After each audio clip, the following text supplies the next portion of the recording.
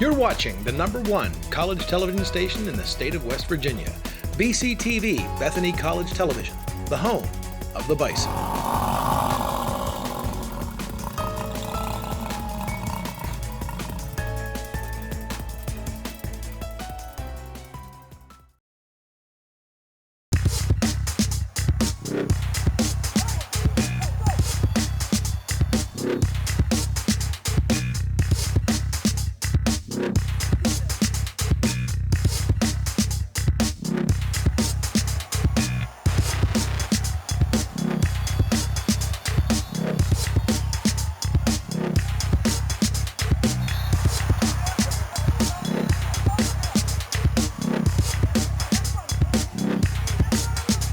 Welcome, ladies and gentlemen, to our final episode of Bison Roundup. I'm AJ Bertel, and alongside me, the new man, Khalid Pierce. How you doing? I'm all right, man. How are you? Pretty good. How was your weekend? Not bad at all. I mean, I got to see some of the great sights of Bethany while it was warm out, so pretty much it was a great weekend. Well, welcome to the show. Thank you. You know, thank replacing you. Carlo. Hey, I'm blessed Carlo, to I be know you're here. out there, man. We miss you. We miss you. I want to thank you very much for letting me have this spot. Well, actually, he's running your spot now, but I'm very blessed to be on the show. So. Well, we're happy to have you here. Today we're going to talk a little bit of Bison baseball, softball, tennis, and maybe a little bit of track. A little bit of track. And then sports. Now I get to test your knowledge on some arguments. You know, I had my fun argument with Carlos, so we get in, and we might even have a special guest interview today. Oh yeah, we'll have a special guest. We have Mr. Zachary Slaughter from the men's baseball team. He will be on the show, so you make sure you stay tuned into that also. All right, well, let's jump right into it. Bison baseball yesterday. Big win over Pitt Greensburg, 13-3. Big one. They actually had 13 hits, which is their highest of the season so far. Ryan Bisi came on the mound for his first win of the year. It looked like the bats started to heat up a little bit. Exactly what we wanted from our baseball team. You know, the bats weren't really heating up during the season, and I guess that was a big problem. But now, as you see the weather starting to pick up and the bats are, you know, boom, people are starting to get the hits. Pretty much, yeah, we're about to see the team we actually wanted to see. Great pitching by BC, who held him scoreless for 7 innings. Only had 1 walk and 6 hits, so that was really good. But one player I do want to talk about, freshman, Kevin Martinson. 4 for 4, perfect day, home run, 2 RBIs, and scored twice. Pretty nice day. That was a pretty nice day. Pretty nice day. Shout Third out baseman. to freshman. Not too bad at all. Keep those stats up. Yes. Those type of stats, they win championships. All right. As a freshman. I was informed you were at the softball game. You want to talk about that a little bit? Softball. The split? Split softball. They split one, and they won 6-1, and they also lost one at 1-0 to Waynesburg, actually. But Cassie West, you know, their ace, she threw a complete game. She had 4 hits, 9 strikeouts. They know she's their ace on the mound, and basically she keeps everything rolling for the team. And they're doing pretty good. They've been splitting a couple games, but I think how they're playing now is going to end up being very well for them in the future. Yeah, the one thing that I heard, I talked to one of the assistant coaches today, actually, and I was talking about the season, asking him how what she thought was going, and she said that the one thing she wasn't happy about was inconsistency. That's about it. And a lot of these splits we do see, they'll have one huge win, and the bats will be hot, they'll kill one, and then second game they'll lose 1-0, 2-0, 2-1, and it'll be a very slow, subtle game. Yeah. So it's the inconsistency, you know. If they can keep the bats going, I mean, they have a chance to really make a run at this thing. But I mean, it's time. Like, they got to start winning these conference games. It is time, but I would say one thing with that is it's just the team. The softball team is very young. They have a lot of sophomores and many juniors on the team. I mean, they have a nice class of seniors, but they're a very young team, so I think they're going to have it in the future. They're going to be ready. So Bethany Sports, actually a really good weekend for them. The tennis team actually won over St. Vincent 5-4, and it was their 5th consecutive conference victory. Yes. So, I mean, it looks like the tennis team's starting to, you know, build a program here. To pick up, you know. Sachs wasn't here. Sachs was actually the tennis coach, but now this new tennis coach, and it got them all keyed into gear. I see them out there practicing almost every single day when it was some raining also, so tennis team, shout out to them. The big decider for the victory, since it was such a close match, came in doubles. And it was actually the biggest margin of victory in doubles was by Jack Waters and Marcus Hooks, who won 8-2. Wow. And then the last doubles match with Chris Ray came down to the final point, and that's how the Bison got their 5th straight win. Mm-hmm. I mean, you can't complain. You can't complain also. I know you want to talk a little bit about the track team. Yeah, we're going to swing it over to track. Bison track, they actually just broke the 4x4 on the track, the meet, and also the school record. So Andre Butler, Khalid, he's also on the team. Also, Kyle Minger, also, they know he's their ace. So, track team, big ups to them. They've been breaking. I think so far they've broken 4 records already. Not even just on the track, just for the school. So on the track, when I'm meaning like on the track, wherever they run at, whatever the record was set for there, they break that along with their school record. So big ups to track. Yeah, track team, doing what they need to be doing. Yeah. Baseball team, big win for them. Softball team, nice first victory for them. Tennis team, I mean, Bison Sports looking great. Maybe it's the good weather. Maybe it's just the weather. It was snowing last week, so we can't really say much about it. All right, listen, we're going to throw it to break. When we come back, I do believe you're going to be there with Slaughter for the interview. Yeah. So stay tuned. Stay tuned. Log in.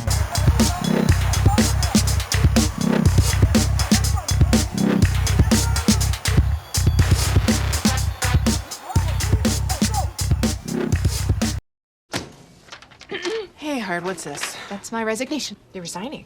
Why? You've been putting me under a lot of pressure lately. That's why I'm ready to quit. Oh, I forgot. I'll do better. Please don't quit on me. Don't let your heart quit on you. Get your uncontrolled high blood pressure to a healthy range before it's too late.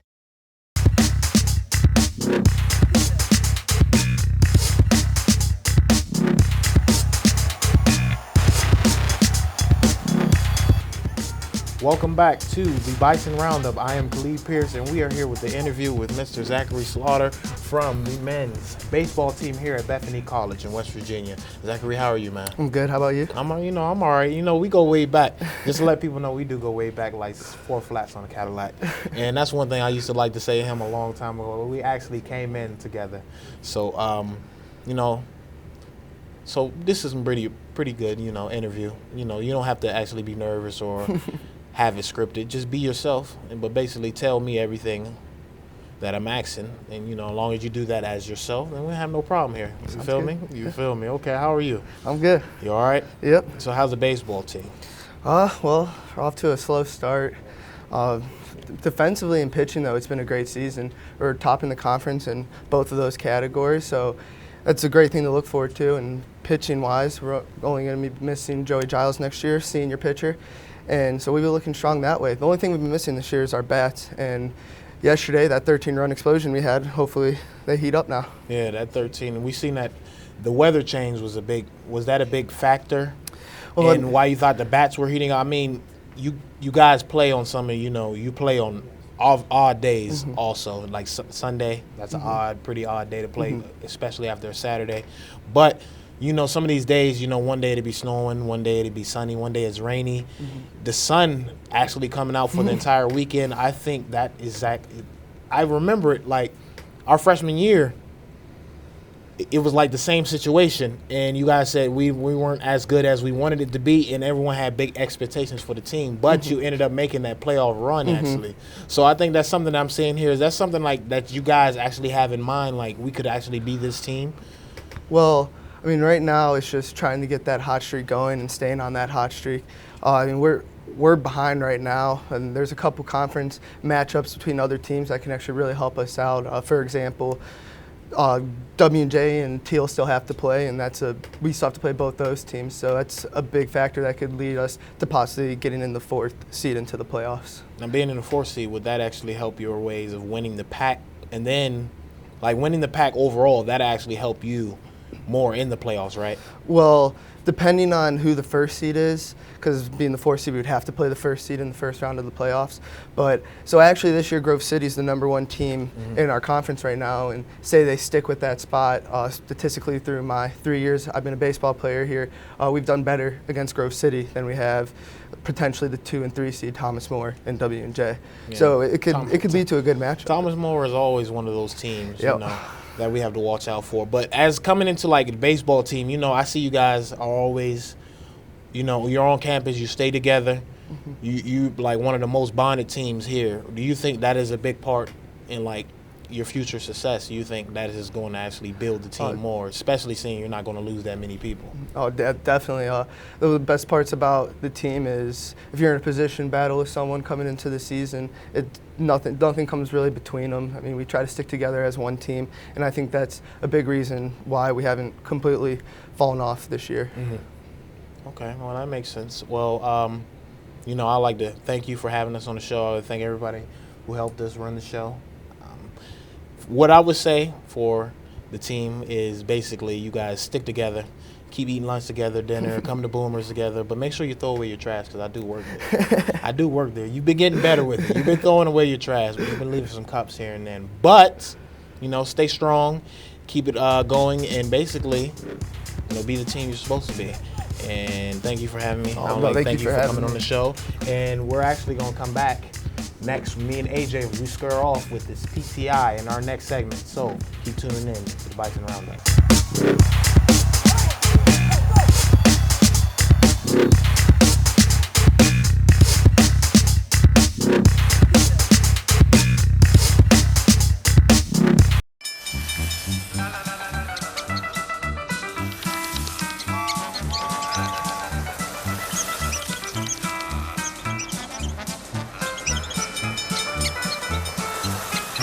Kids will spend 15 minutes watching online videos like this one. Brushing for 2 minutes now can save your child from severe tooth pain later.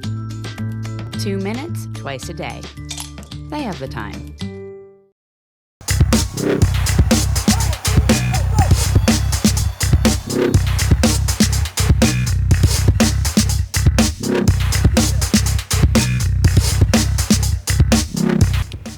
Welcome back, ladies and gentlemen. Once again, I'm AJ Bertel. Alongside me, Khalid Pierce. Pierce, thank you for having the interview with Slaughter. That was a nice interview. It was a great interview. But, now we get to have some fun. Oh, yeah. This is where the arguments come, baby. Oh, yeah. All right, listen.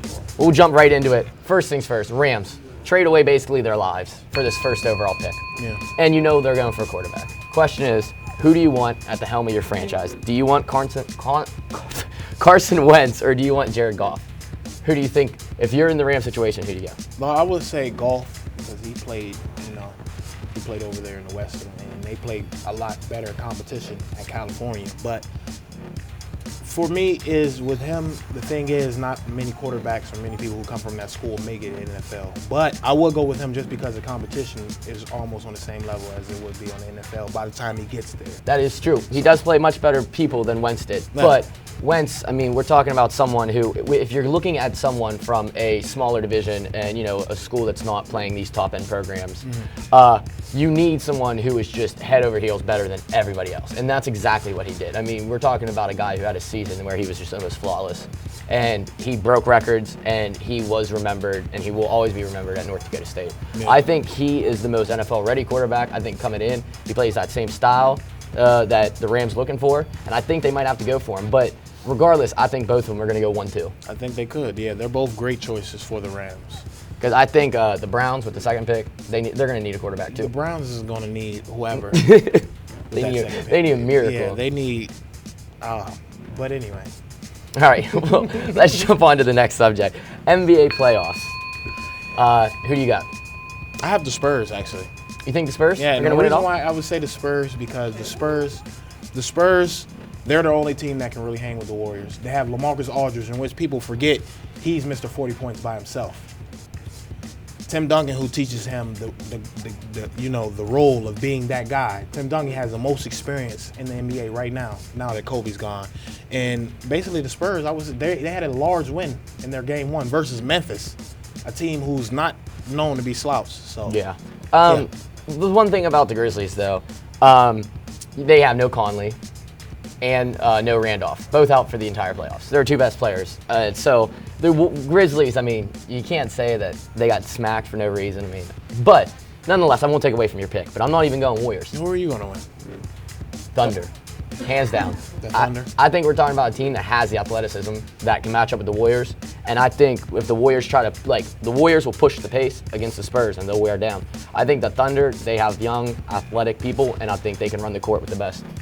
And I think they're going to beat the Warriors in the finals. Yeah, my only problem with that is I don't think the Thunder, they don't have enough pieces to run with teams like the Spurs or, Warriors. Warriors, everybody coming off their bench, they play like they're almost in their early 20s. The Spurs, they have a young bitch also, in Patty Mills.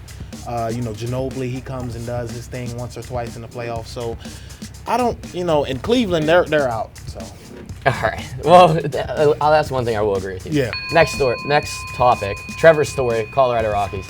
7 home runs in his first 6 games.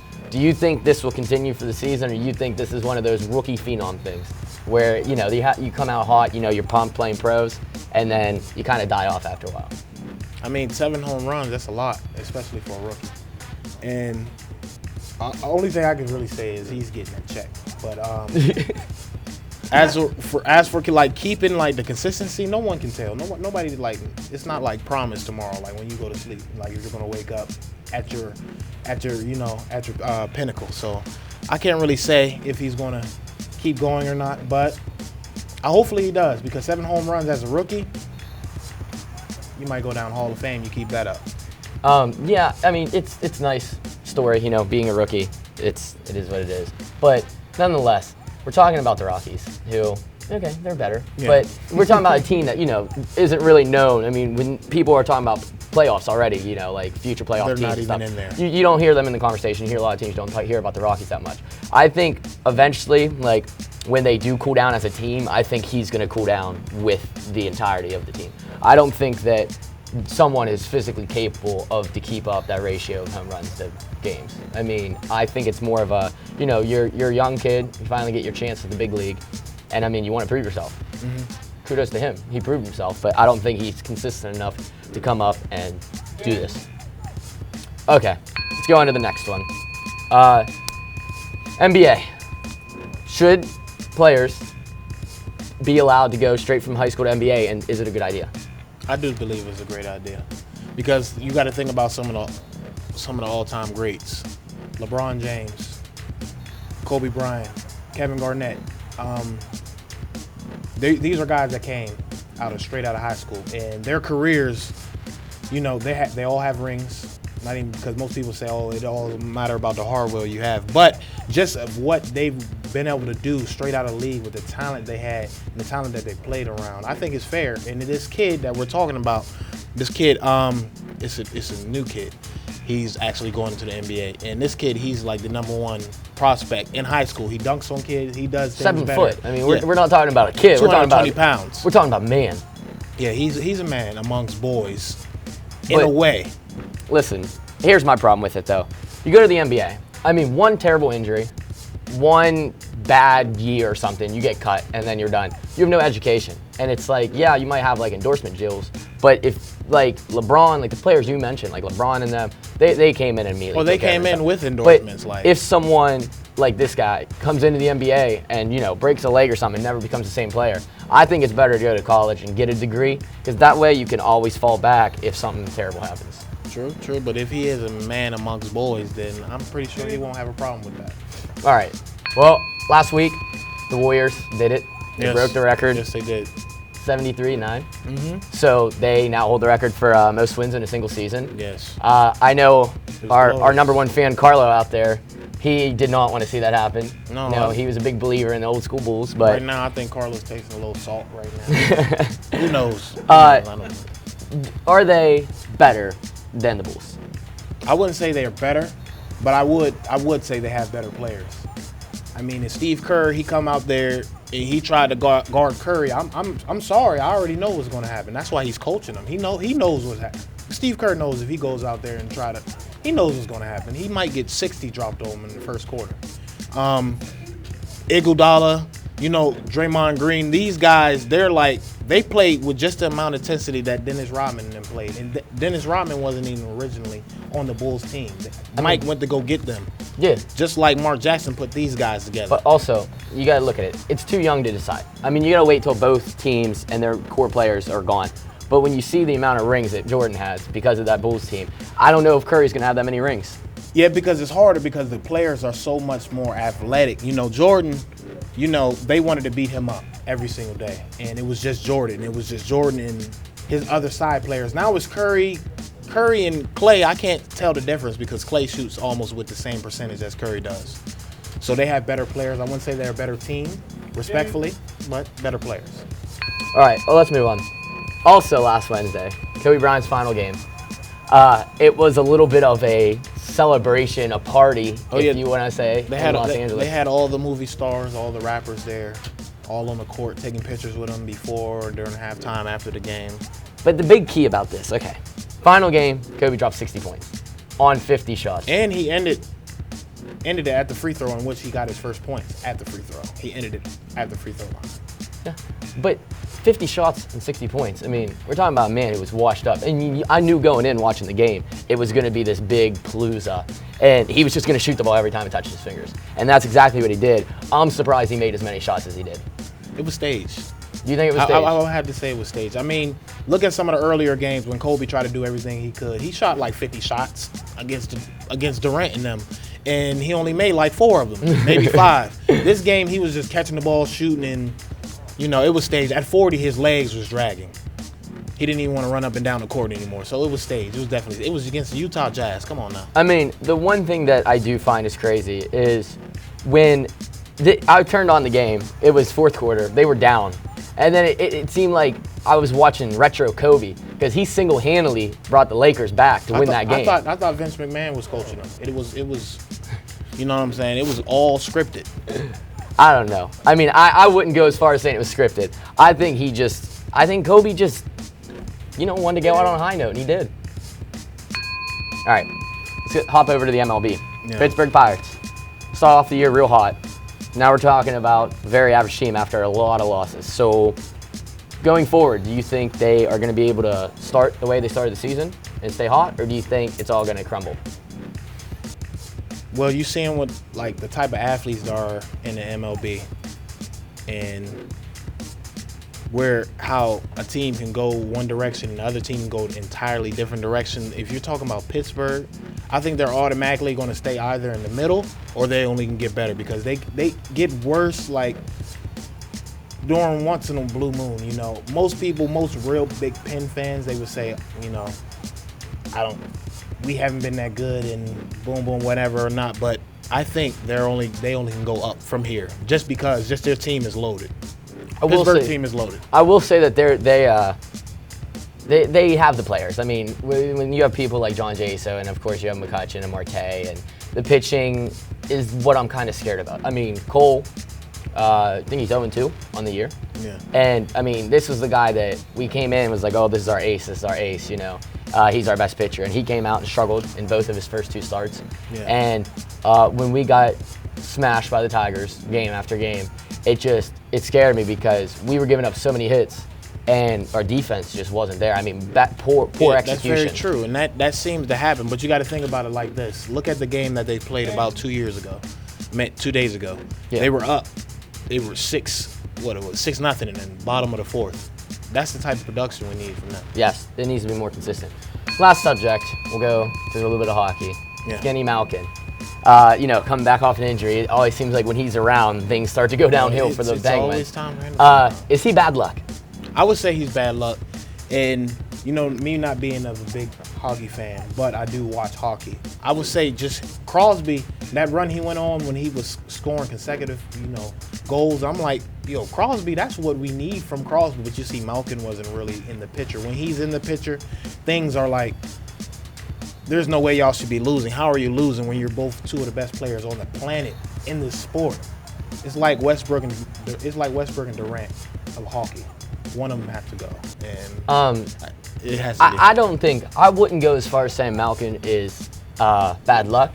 I mean, he's still, like you said, he's still a very solid player. Mm-hmm. I mean, in the 57 games he played this year, regular season, he notched in 27 goals and 31 assists. I mean, I would keep him around with those type of numbers. I mean, I wouldn't just get rid of him just to make Crosby happy. I mean, I think if you can just maybe switch up and get a little line switch or something. Switch his role. Yeah.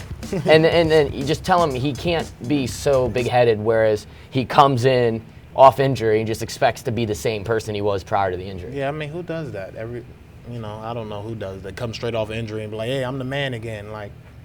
Yeah. Who told you that? But, they're tied 1-1 in the series right now with the Rangers. So I guess with Fleury coming back, we'll see where they go. We'll see how heading far forward. That goes, but you know what? It was fun. It was very fun. It was very fun. We're going to throw it to break, and when we come back, we'll close it out. We're going to close it out. So stay tuned. Keep tuning in.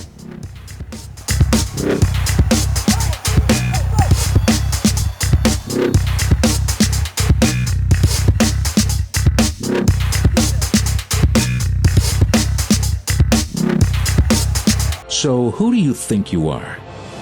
Walk through these gates and you'll find out. It'll take, 4 years. 4 years of rigorous academics, of grand tradition, citizenship, of making friends for life, and let's not forget, having fun. While you're doing all this, we have a job too, to ensure your success. And make no mistake, we're good at it. Welcome to Bethany, a small college of national distinction. We believe in tradition. You'll walk through the Ogilvy gates only twice, as a freshman and as a graduate. You'll sign our book of matriculation on your first day. Greek life is as old as we are. As for the campus, you'll see the history of it all in the architecture. And here's something else you might notice. It's beautiful here. All 1,300 acres. Go explore and be inspired. Once again, welcome to Bethany. We believe in liberal arts. We do it our way simply because we've been so very successful. Employers want our grads. So do graduate schools.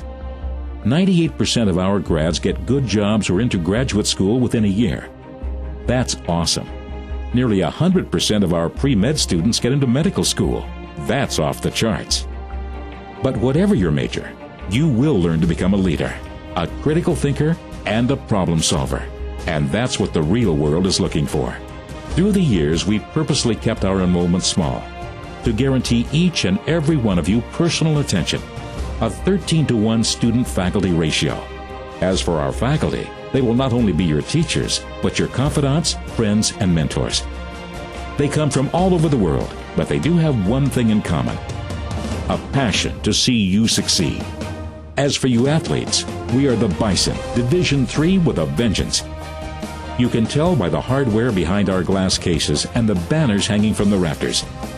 We believe in competition, and whether you play one of our 22 varsity sports, on our numerous intramural teams, or the equestrian club team, it would be very Bethanian of you to leave it all on the field.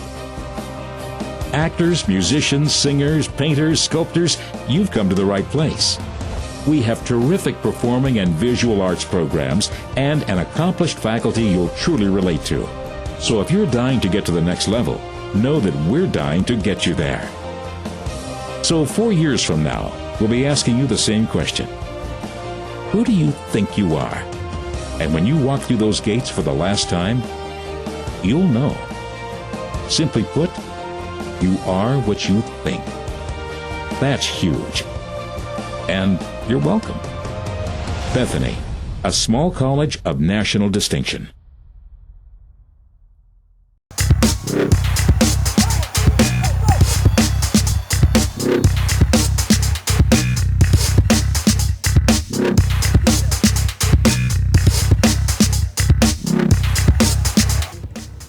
Welcome back, ladies and gentlemen. Well, Khalid, it is sad that this is our last episode of the semester, but, it was fun to argue with you. It was. Nice and once. And thank you again to Zachary Slaughter for coming in, stopping by.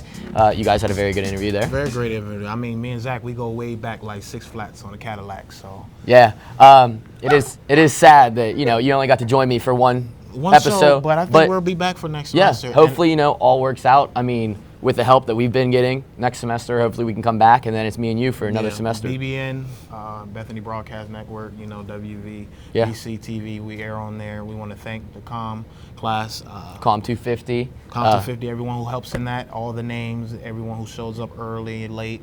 As long as you're helping, we want to thank you. Yeah, thank you to Joe Dumas and Eric Sprouse, both, who make it possible to keep this show alive and keep it running. Names, especially with the adversity they face every single day. I mean, these are the guys who deserve the credit. These are the guys who work hard. We just kind of sit here and we get to just talk about sports. I mean, life's good. We want to thank everybody for coming in. I do want to throw one more special thank you to Carlo, my man, Carlo. The dingo, the GOAT. Yeah, I started getting into working out for the communications for a year now, and I mean I've been with him a lot of games, a lot of pre-games, half-times, and here at the Bison Roundup. Yeah, so he's always around. Yeah, when it counts most. So special shout out to Carlo for taking me under and teaching me the ropes, and now I get to teach you. Now you get to teach me.